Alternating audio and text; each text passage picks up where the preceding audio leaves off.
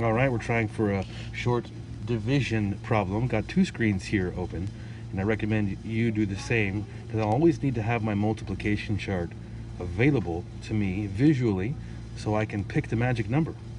So we have some simple division problems we'll just review. I have 25. Not letting me write. How about now? What's going on here?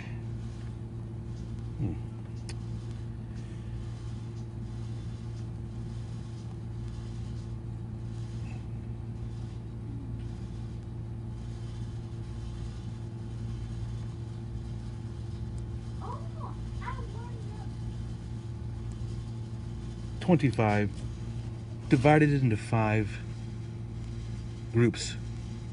As we reviewed, the first number gets the house. So 25 is safe in the house. Outside the house is the 5, the big bad wolf that's going to come in and break everything into pieces. There's the 5 outside. If you recall, I'm going to ask a question. A simple question. First, I will draw my parking spaces above each number, and I'm going to ask myself, can 5 people sit in 2 chairs? Can they? No, they can't. And if their answer is no, it would be an X. And now I'm looking at a bigger number, 25.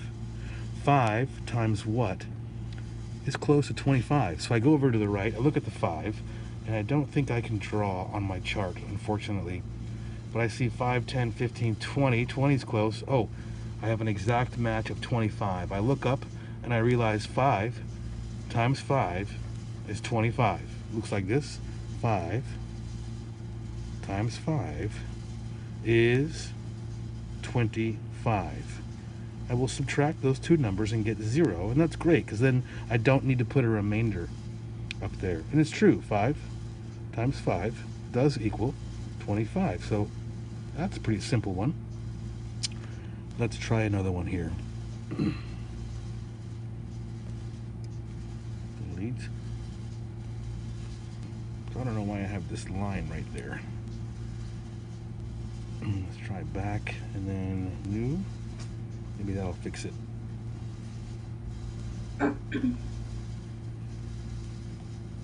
Give me some grids, give me some color, and we're on our way. All right, let's try 26 divided by 5. Almost the same as the last problem. 26 is going to be divided by 5. So I've just added one number just so we can explore the remainder situation.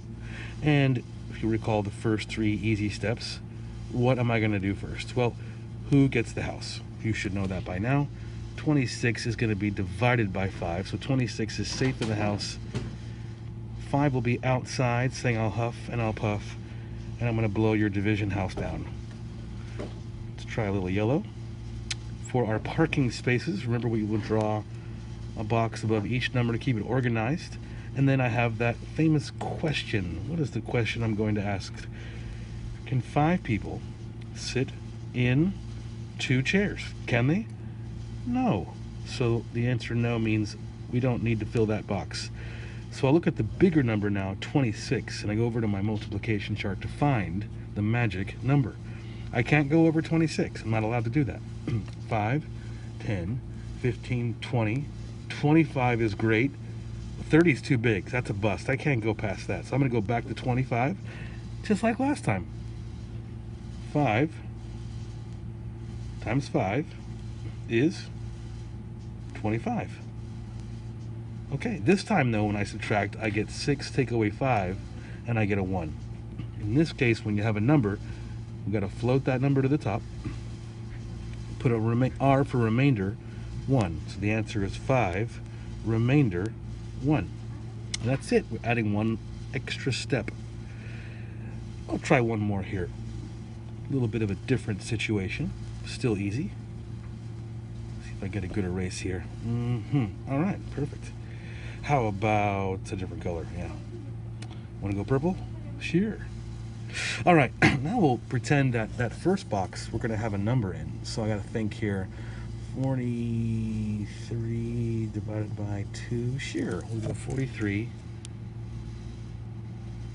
divided by 2. And then you remember the same boring 3 steps I'm going to go through.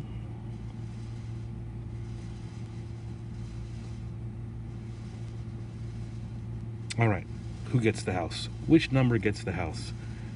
All right, 43 gets the house.